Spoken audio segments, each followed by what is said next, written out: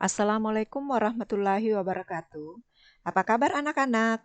Berjumpa kembali di video pembelajaran IPS kelas 7 semester genap bersama saya, Ibu Hasmi. Materi kita kali ini adalah kehidupan manusia pada masa pra-aksara. Pada video sebelumnya, kita sudah membahas tentang periodisasi secara geologis. Kali ini kita akan membahas periodisasi secara arkeologis. Tujuan pembelajaran. Setelah mempelajari materi ini, anak-anak diharapkan dapat mendeskripsikan periodisasi secara arkeologis pada masa pra-aksara. Periodisasi secara arkeologis didasarkan atas hasil-hasil temuan benda-benda peninggalan yang dihasilkan oleh manusia yang hidup pada masa pra-aksara.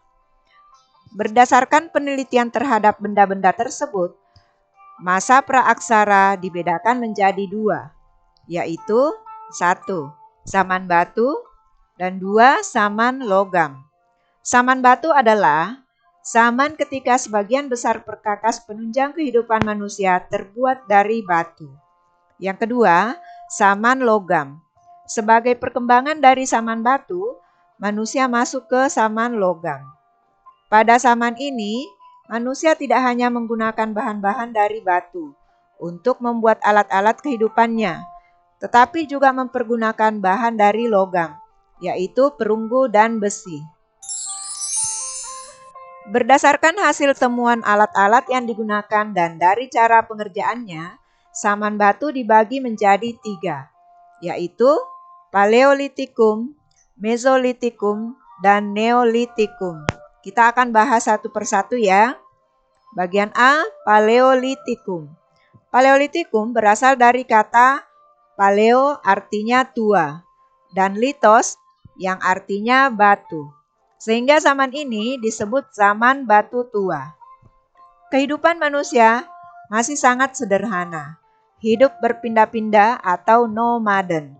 Mereka memperoleh makanan dengan cara berburu, mengumpulkan buah-buahan, umbi-umbian, serta menangkap ikan. Nah, di sini ada gambar ilustrasi benda-benda yang digunakan pada saat itu. Ada kapak berimbas dan alat serpi. Kemudian bagian B yaitu Mesolitikum. Mesolitikum berasal dari kata meso yang artinya tengah dan litos yang artinya batu. Sehingga zaman ini dapat disebut zaman batu tengah. Pada zaman ini, manusia sudah ada yang hidup menetap, sehingga kebudayaan yang menjadi ciri dari zaman ini adalah kebudayaan Cokkenmodinger dan Abrysosrose. Cokkenmodinger adalah timbunan kulit kerang yang menumpuk, serta siput yang menggunung dan sudah menjadi fosil. Abrysosrose artinya, abrys adalah tinggal, sos adalah dalam. Rose artinya gua. Maksudnya adalah gua-gua yang dijadikan tempat tinggal manusia purba yang berfungsi sebagai tempat perlindungan dari cuaca dan binatang buas. Nah, pada gambar ilustrasi yang ada di samping ini merupakan tumpukan kulit kerang yang disebut dengan Cokkenmodinger. Sedangkan yang di bawahnya ini adalah Abrysosrose atau gua-gua tempat tinggal pada saat itu.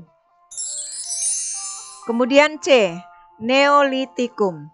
Neolitikum berasal dari kata neo yang artinya baru dan litos yang artinya batu. Neolitikum berarti zaman batu baru. Pada zaman ini telah terjadi perubahan mendasar pada kehidupan masyarakat pra-aksara.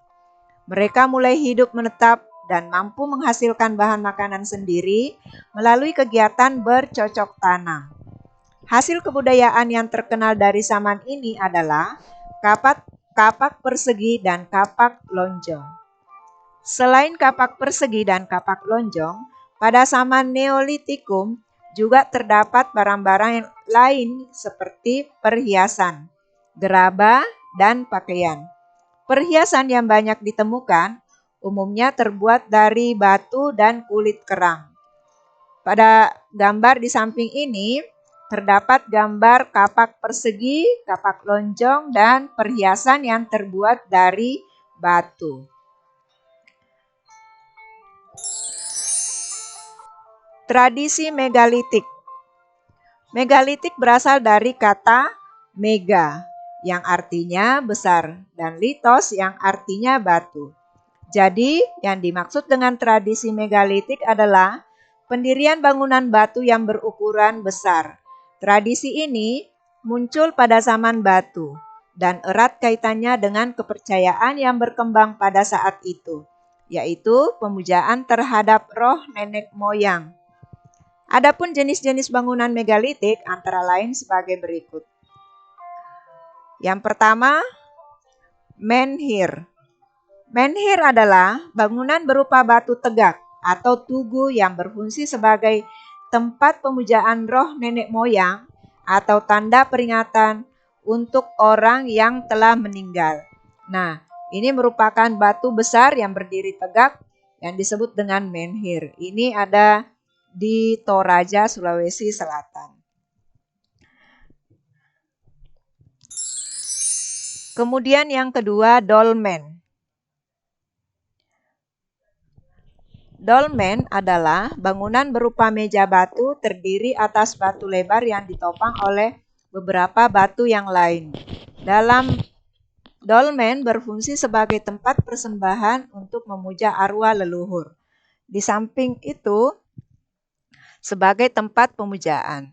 Dolmen juga berfungsi sebagai pelinggih, tempat duduk untuk kepala suku atau raja.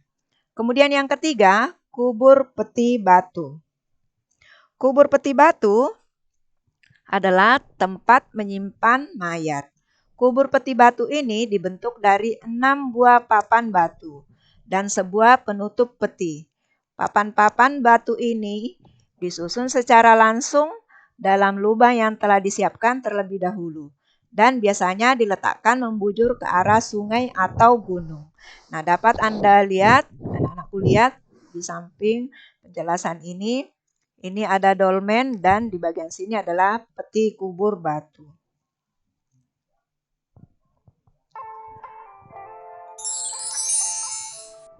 Keempat, waruga.